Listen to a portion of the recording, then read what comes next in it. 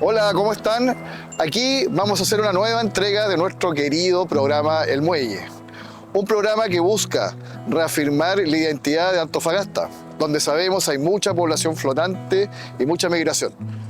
De esta manera, hoy día estamos visitando un lugar histórico como es el puerto de Antofagasta, donde vamos a contar una historia que todavía los antofagastinos, más que nada los antofagastinos más antiguos, ¿ya? La conocen y la cuentan muchas veces en la sobremesa. Se trata del trágico hundimiento de la embarcación María Elizabeth. Un buque, como vamos a conocer, prácticamente era una bomba de tiempo. El accidente se produjo por este sector. Así que vamos a conocer esta historia de la mano de quienes saben. Los invitamos.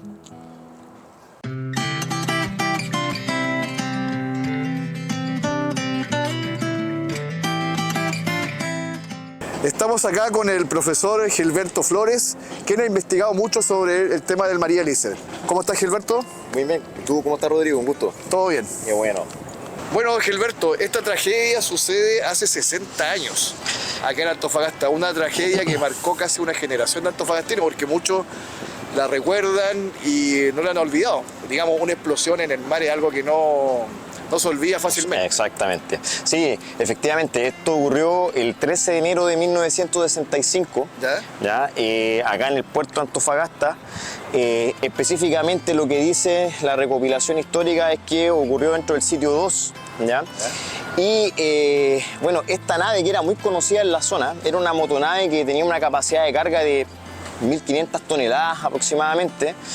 Había sido creada en Alemania, en Hamburgo, en 1953, y pertenecía a una empresa naviera llamada Martínez Pereira.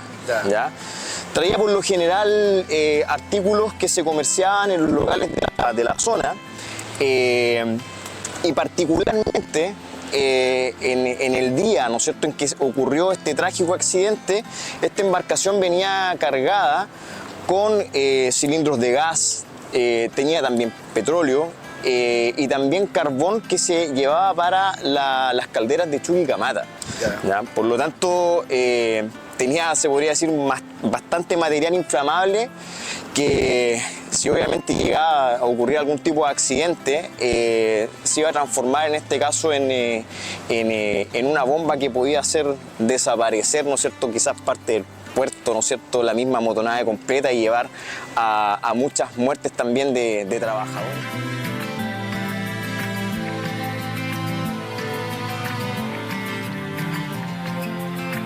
Bueno, hoy día con todo lo que ha pasado, con todo el tiempo que ha pasado, está muy de moda la prevención de riesgo. Una situación así me imagino que no habría sucedido. Tengo entendido que este barco debería haber estado o haber regalado en otro lugar, que es la Chimba, ¿no? Claro, exactamente. O sea, lo que se señalan las fuentes de la época es que específicamente acá el puerto de Antofagasta, en ese entonces, la década del 60, estaba dispuesto para que se descargaran solamente artículos asociados al ámbito comercial, claro. O sea, no artículos en sí que pudiesen provocar algún tipo de accidente mayor, como fue lo que ocurrió con el María Elizabeth. Claro. Todo lo que era la descarga de productos inflamables se tenía que efectuar en la Chimba. Claro. Sin embargo, esto no fue así. El por qué no se fiscalizó, no sé, eso no lo sabemos. No claro. Está en el fondo investigado, no está establecido, ¿no es cierto?, dentro de las fuentes de la época. Quizás si se hubiese efectuado este desembarco en el sector, ¿no es cierto?, otra hubiese sido la historia. Profesor, igual usted tiene también una historia familiar respecto al tema. Sí. Me hablaba sí. que su abuelo también es... Mi abuelo, claro, mi abuelo estuvo en el hecho, ¿ya? Era jefe de sitio en ese entonces. ¿Ya? Y le tocó vivir la explosión. Bueno, hay momentos de bastante tensión, me comentaba, que se vivieron en esa instancia, porque en otros sectores se estaban descargando otro tipo de artículos, ¿no es cierto?, inclusive hasta animales, ¿ya? Se descargaba, en este caso, el ganado bovino.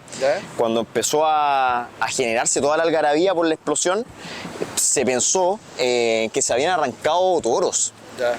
que estaban siendo también descargados, ¿no es cierto?, venían en una embarcación. Claro. Sin embargo, cuando se dieron cuenta de que empezó la pirotecnia porque empezaron a salir llamas, ¿no es cierto?, se dieron cuenta de que la situación era más grave. ¿Ya?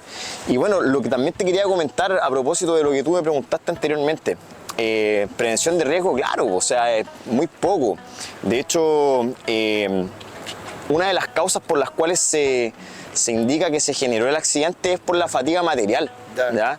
Y también por la excesiva cantidad de horas a las que estaban sometidos a trabajar los funcionarios portuarios. Claro. ¿Ya? Habían trabajadores que triplicaban a veces sus labores portuarias, algunos trabajadores eran contratados de manera, se podría decir, ilegal, los denominados medios pollos o hasta cuartos pollos. ¿Ya?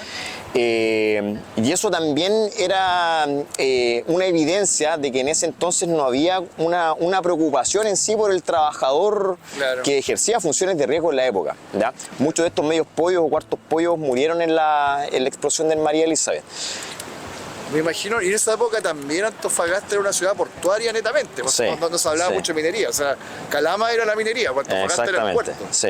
Entonces me imagino que debe haber existido también un interés por trabajar y por estar también pendiente de lo que era la vida portuaria en Antofagasta, ¿no? Sí, de hecho, o sea, bueno, yo te lo cuento desde mi historia familiar. Mi abuelito bajó desde La Pampa al puerto. Al puerto, claro. Del desierto al mar. Y efectivamente, o sea, el puerto era una de los atractivos, se podría decir, laborales de la época. ¿Ya? De hecho, los trabajadores portuarios igual tenían la posibilidad de postular posteriormente a viviendas fiscales, ¿no es cierto?, regalías que no tenían a lo mejor otros trabajadores, ¿no es cierto?, de otras áreas. Entonces sí, era bastante atractivo el trabajar en el puerto en la época. Claro. Gilberto, ¿qué le parece ahora cómo está este sector? Bueno, que es un mirador hacia los barcos, hacia la actividad portuaria, pero estamos cerrados acá también. Sí, o sea, mira, realmente me da pena pensar de que en este lugar murió bastante gente, trabajadores que realmente hacían día a día de Antofagasta una ciudad próspera y que hoy día no se reconozca y se olvide. Gilberto, bueno, ¿qué te parece este sector que no esté bien aprovechado dentro de la ciudad? De partida está cerrado, de gato tienes una vista privilegiada hacia el puerto, mucha gente también viene a pescar acá. Sí. Entonces, ¿cómo lo ves tú también, digamos? Mira, da pena como hoy día muchos lugares de Antofagasta, no solo ¿no es cierto?, están prácticamente abandonados. ¿Ya? Pero bueno, acá hay algo especial, acá murió gente, ¿ya? Acá murió gente que día a día se esforzaba porque Antofagasta se transformara en un lugar más próspero. Ya. Y yo encuentro que eso hoy día no está siendo valorado. El trabajo arduo que desarrolla el trabajador portuario. Hace un tiempo atrás yo me acuerdo que existía en el sindicato de estibadores, acá en Antofagasta, un mural donde aparecía la historia, un bosquejo de la historia del María Elizabeth. Eso fue borrado. O sea, la memoria de nuestra ciudad está siendo borrada poco a poco. Y como te decía, bueno, este es un hecho que en realidad dentro de la década del 60 enlutó a Antofagasta. Claro. ¿Ya? Porque no existe una cifra clara respecto a cuántas personas murieron, ¿ya? O sea, hay muchas familias que hasta el día de hoy a lo mejor siguen llorando a sus familiares que desaparecieron en esa instancia y no hay ninguna explicación. ¿Me explica? Entonces, realmente da pena cómo está el lugar. Se podría sacar un mejor provecho. Gilberto, es importante lo que dice, digamos, por que no hay ni siquiera una animita. Nada, que no hay nada. Que nos diga hoy, acá pasó esto, alguna referencia. Y Antofagasta, claro, necesita esto como para, digamos, un asunto de memoria e identidad de la ciudad también para que la gente lo conozca. Como te decía, son 60 años y lo estamos recordando. Me parece, claro, o sea, no sé cómo lo ves, que creo que hay una necesidad de crear un recuerdo de esto, ¿no? O sea, la memoria histórica es algo que no se debe perder, claro. Aunque suene cliché, pero es lo que te permite fortalecer la identidad de la población, ¿ya? Hoy día, si le preguntamos a algún antofagastino si sabe, si recuerda el nombre del María Elizabeth, yo te aseguro que no muchos lo van a recordar. O sea, muchos no van a tener ni idea de que existió este hecho, ¿no es cierto?, en el año 1965 acá en Antofagasta. Claro. Bueno, yo tuve la oportunidad de hacer una investigación en el periodo en que estaba en la universidad, porque el tema como me tocaba, porque lo había vivido mi abuelo, que fue la persona que me crió, tuve la oportunidad de conocer a muchos de los jubilados portuarios que en ese entonces pertenecían a la Asociación de Jubilados Portuarios Máximo Tapia. ¿Ya? Y ellos me contaron todos los detalles de lo que habían vivido ese día. Tuve la oportunidad de entrevistar también a bomberos y una enfermera también que asistió a las personas que llegaban carbonizadas, ¿ya?, al hospital en ese entonces. Carbonizar. Lo que me contaba ella es que las personas que rescataban estaban quemadas tanto por dentro como por fuera porque habían respirado fuego. Claro. Muchos de los trabajadores sacaban sus manos por los ojos de buey, que se le llaman, que eran las ventanas estas que estaban en las embarcaciones, con pañuelos blancos para solicitar ayuda y no podían rescatarlos. ¿Hay un aproximado de cuántas personas fallecieron en la tragedia?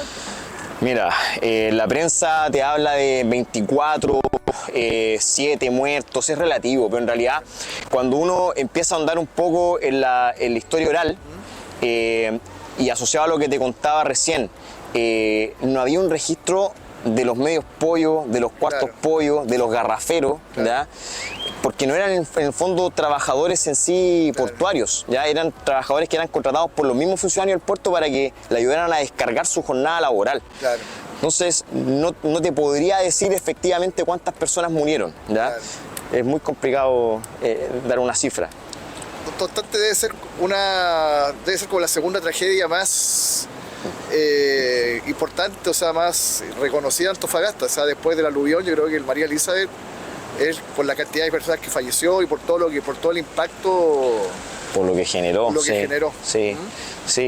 Bueno, hemos de esperar que el puerto hoy día haya cambiado, me imagino, ha cambiado sus medidas de seguridad, ¿no es cierto? Y este tipo de accidentes están lejos de volver a ocurrir. Sería una pena que algo así se generara hoy día, siendo que las medidas de seguridad son mucho más...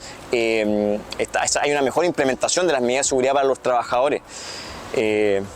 Esperemos que una tragedia como esta no enlute nuevamente a nuestra ciudad. Okay. Muchas gracias por tu aporte, Gilberto. Gracias a ti, Rodrigo. Rodrigo. El rescate de la identidad de Antofagasta. Muchas gracias a ti por este espacio y por rescatar la memoria de nuestra ciudad. Okay.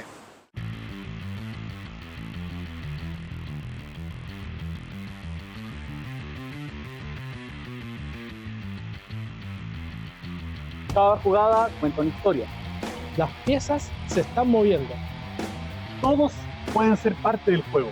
Y en cada historia buscamos el sentido común. Los medios digitales más influyentes de la región se unen para sacar al poder de su zona de confort. El Diario de Antofagasta, regionalista, y el hashtag tienen sentido común.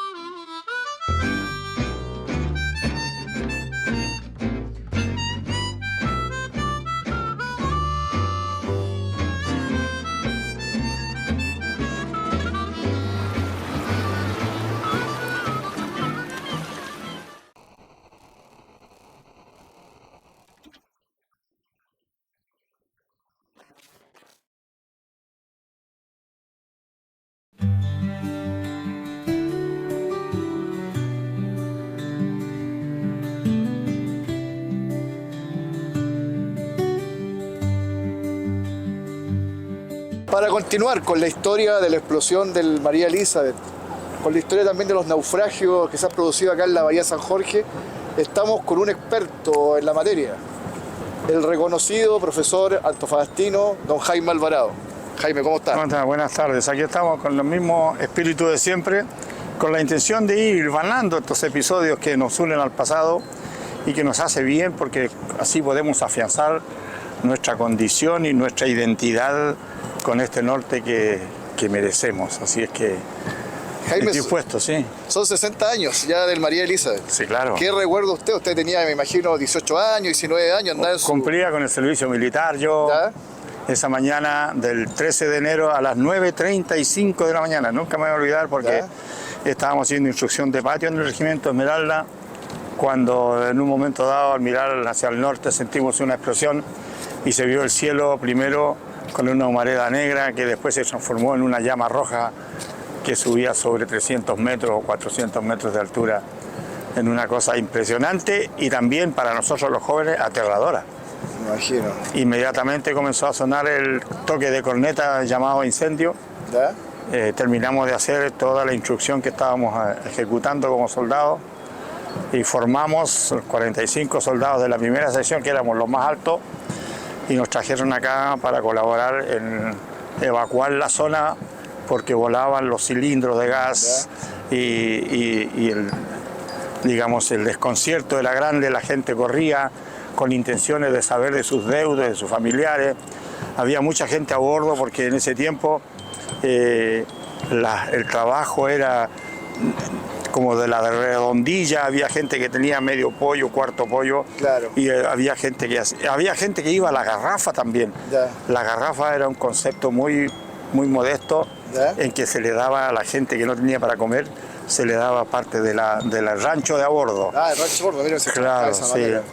Era precario y era también los años 60 también, o sea, no estábamos hablando del año. No, sí, claro, sí, estamos hablando de esos De tiempos. esos tiempos, claro. Y bueno, y después de evacuar a toda la gente, ¿ya? a las 12 nos obligan a formar y bueno, fuimos al hospital regional que no estaba inaugurado todavía y por Salvador Reyes nos incorporaron en el banco de sangre y ahí todos los soldados tuvimos que aportar parte de nuestra sangre para poder salvar a algunos de los heridos que los vimos llegar caminando. Algunos llegaron caminando, Rodrigo. Sí, con esas explosiones amarillas, quemadura de 3er grado, Ya. cuando ya incluso se queman hasta las terminaciones nerviosas. Oh, Para nosotros nos quedó en la memoria y hasta todavía esas imágenes muy duras del episodio. no hay claridad tampoco con respecto a los fallecidos. Sí, la prensa informó de 5 desaparecidos. Bueno, unos que quedaron dentro, ¿no? Dentro del mecánico, 2 mecánicos, maquinistas, que estaban seguramente en la máquina en ese momento, que no lograron salir.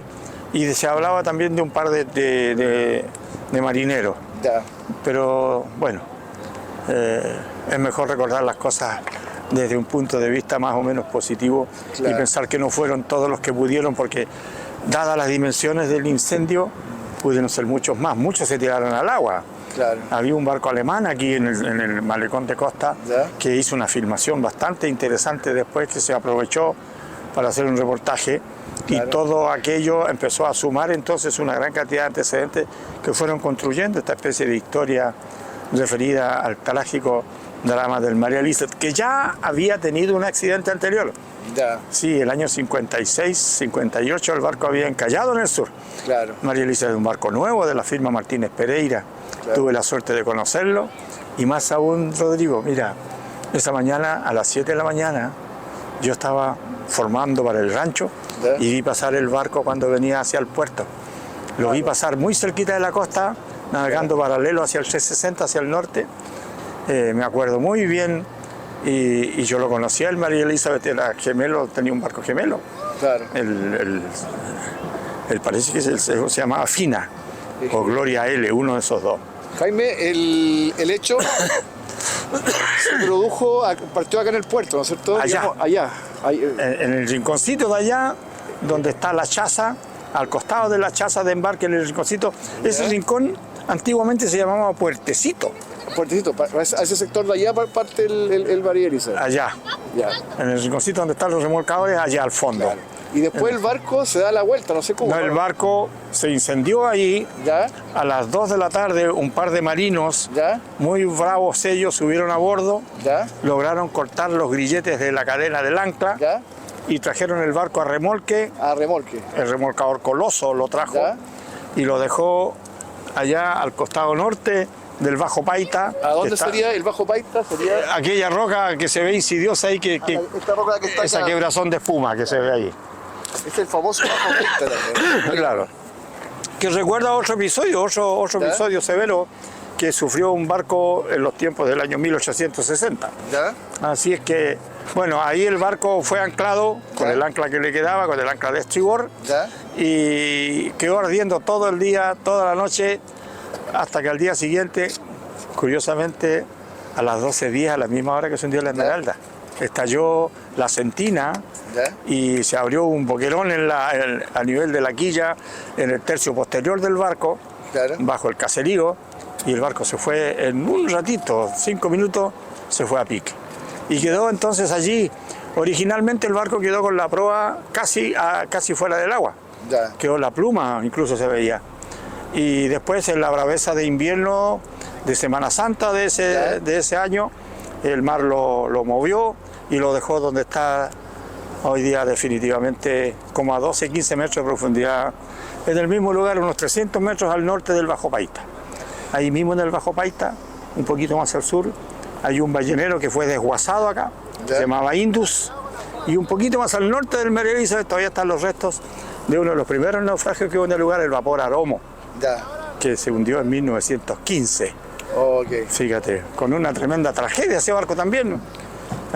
Los pasajeros felizmente pudieron rescatar todo lo que tenían, Ya. pero un español que venía a bordo Ya. y que vio que se perdían todas sus utilidades, sus negocios, porque traía un negocito ahí, Claro.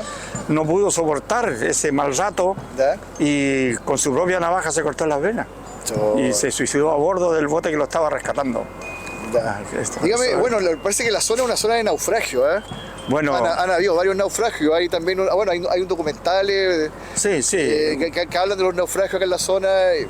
Me hablaba también de un naufragio de un barco con cerveza, ¿no? No, ¿Cómo con fue? cerveza, dos barcos. Dos barcos con cerveza. Dos ¿cómo- cachos cómo- que se llamaban uno. ¿Ya? Se llamaba un buque motor, eran barcos de madera, ¿Ya? de no más de 20 metros, 25 metros de eslora, ¿Ya? de una manga de unos 6 metros. Y esos barcos llevaban la cerveza desde Antofagasta hasta Iquique y Arica. Ya. Y se devolvían con los envases. Ya. Y se iban llenos y traían los envases. Ya. Y bueno, esos barcos allá al frente, entre Punta Brava y Punta de Teta, ¿Ya? terminaron sus días. Y ahí está el fondo tapizado de botellas de cerveza. El Don Carlos y el Blanquita, que se hundió en el año 1960, el Blanquita. Ya. El Don Carlos se hundió el año 1939. Claro. Pero ahí mismo, en ese mismo lugar, tenemos dos grandes veleros que también se hundieron. Ya. Uno con 3.000 toneladas de carbón, el Aicho. Y otro que llevaba también riquezas ya, el Cromartillá, un lindo velero Ya. que se hundió aquí en el ladito de Punta Brava. Todavía quedan vestigios allí. Y aquí dentro de la batería tenemos el naufragio del... Bueno, primero el episodio que vivió el Bío Bío ahí frente al autoclub, ¿no? Que se prendió ese barco y como no hubo forma de apagarlo, lo llevaron a la chimba. Claro. Y en la chimba lo hundieron. La única manera era sacarlo a la costa, abrir las válvulas y se llenó de agua. Entonces por inundación se apagó el azufre que llevaba a bordo. Llevaba azufre. Azufre. Que es un gas muy tóxico. Un poquito más al sur tuvimos ahí cerca del Bajo de Jorgillo para acá, una linda goleta de 3 palos, la goleta Ainhoa, que hacía los viajes con langosta desde San Félix, San Ambrosio hasta Antofagasta. En ese tiempo los antofagastinos comíamos langosta. Ahora ya no. Ya. Claro, aquí al norte de frente donde está hoy día Bywater, está hundido el San Antonio. Otro vapor que se prendió, tuvo 30 horas prendido, no hubo forma de apagarlo. Claro. Los piratas se subieron a bordo, se robaron los asientos, los platos, todo lo que pudieron. Claro. Y solamente pudieron rescatar el poco del aceite de pescado que llevaba para el comercio en Santiago, en el centro del país. Como te digo, aquí hay una gran cantidad de episodios que bueno, de hecho, Rodrigo, una de las razones por qué el ancla está invertido es esa, ¿no? Claro. Porque era una bahía muy mala, entonces en las cartas se aconsejaba, como lo señalaba el ancla, que había que tomar todas las providencias del caso, perdón, fondear con anclas de respeto, en fin, de ese tipo de... Perdón. Sí. Eso, no sé. ¿Ah? Ya, pues, don Jaime, ha sido una grata conversación, hemos aprendido mucho. Quería terminar un poco para que me dijera qué le parece este sector que no está bien aprovechado. Usted es una persona de mar, mire cómo tenemos allá la balsa, cómo está la balsa ahí en el lobo marino. Entonces, ¿qué le parece este sector? Tenemos acá una vista privilegiada hacia el puerto de Antofagasta, Mira, yo creo un que... sector emblemático de la ciudad. Claro, estamos en deuda con esto nosotros. Antofagasta es una ciudad que la gente tiene mucha desidia, parece que las autoridades no están preocupadas de las cosas sustantivas, sino que de las cosas más bien superfluas. Esto es una necesidad. Claro. Habilitarlo bien, de buena forma, porque usted ve, hay más de 100 personas pescando en este momento. Claro. La vista que tenemos hacia la poza es hermosa, sumamente interesante. Claro, interesante. Ocurre lo mismo y hay que lamentarlo con la portada, que está en total abandono. Claro. Y así, no solamente con esto, el Paseo del Mar también tiene varios tramos. Sí, yo pienso de que esto debiera en un momento dado habilitarse y terminar con esas rejas que nos impiden acercarnos al mar, nos impiden poder recuperar nuestra vocación marinera. Claro. Chile es un país, una tierra de océano, como dice Benjamín Subercaseaux, y no podemos estarle poniendo muros a la gente para que se acerque al mar. Si del mar, como dice el libro, en el mar llegaron solo los descubridores, se alimentaron los aborígenes, en el mar se vivieron los episodios históricos más importantes, del mar se alimenta la gente de hoy, y sin el mar no tendrías ningún sentido su comercio exterior. Claro. Por eso es que tenemos que tener vocación de mar nosotros, pero vivimos de espalda al mar. Okay. Y eso nos hace. Muchas gracias, Jaime. Ya, como no, con todo gusto. Que esté-